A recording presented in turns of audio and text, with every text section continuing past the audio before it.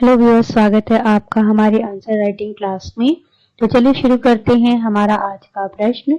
आज का हमारा प्रश्न है, सिंधु घाटी सभ्यता के पतन पर टिप्पणी लिखिए। इस आंसर्स को हमने आईबीसी फॉर्मेट में लिखा हुआ है। चलिए स्टार्ट करते हैं इसके इंट्रोडक्शन से। सिंधु घाटी सभ्यता विश्व की प्राचीन नदी घाटी सभ्यताओं में से एक है। यह हड़प्पा सभ्यता और सिंधु सरस्वती के नाम से भी जानी जाती है। यह सभ्यता सिंध नदी घाटी में फैली हुई थी, इसीलिए इसका नाम सिंधु घाटी सभ्यता रखा गया। मोहनजोदड़ो, कालीबंगा, लोथल, धौलावीरा, राखीगढ़ी, हड़प्पा इनके प्रमुख केंद्र थे।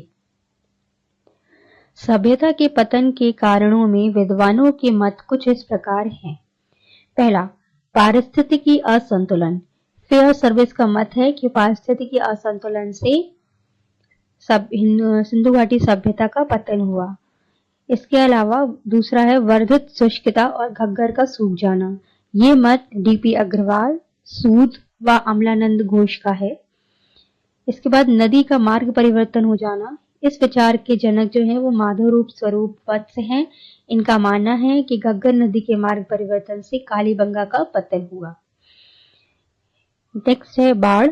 मैके महोदय के अनुसार चन्होदड़ो भी बाढ़ के कारण समाप्त हुआ। एस.आर. राव का मानना है कि लोथल भी बाढ़ के कारण ही समाप्त हुआ। नेक्स्ट है एक दूसरे प्रकार का जल प्रावन। इस प्रकार के विचार का प्रतिपादक करते हैं एम.आर. साहनी। नेक्स्ट है बाह्य आक्रमण। 1934 में गार्डन चाइल्ड ने आर्यों के आक्रमण का मुद्दा उठाया और मार्टिमर व्हीलर ने 1946 में इस मत की पुष्टि की। ऋग्वेद में हरियूपिया शब्द प्रयुक्त हुआ। इसकी पहचान आधुनिक हड़प्पा के रूप में हुई। इंद्र को पुरंदर अर्थात किलों को तोड़ने वाला कहा गया। नेक्स्ट पॉइंट है प्रशासनिक शिथिलता। जॉन मार्शल का मत है कि प्रशासनिक शिथिलता के कारण इस सभ्यता का पतन हुआ। नेक्स्ट है जलवायु परिवर्तन। आर्नस्टाइन के अनुसार जलवायु परिवर्तन से सिंधु घाटी सभ्यता का पतन हुआ। इसका निष्कर्ष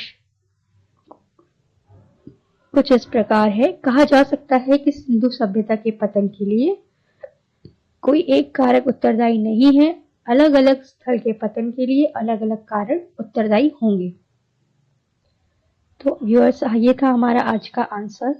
अगर आपको हमारा आंसर अच्छा लगता है तो आप हमें कमेंट करके बता सकते हैं। अगर आपको इन आंसर्स में कोई कमी नजर आती है तो आप हमें कमेंट करके बता सकते हैं। हम उन कमियों को सुधारने का प्रयत्न करेंगे। आज के लिए इतना ही। धन्यवाद।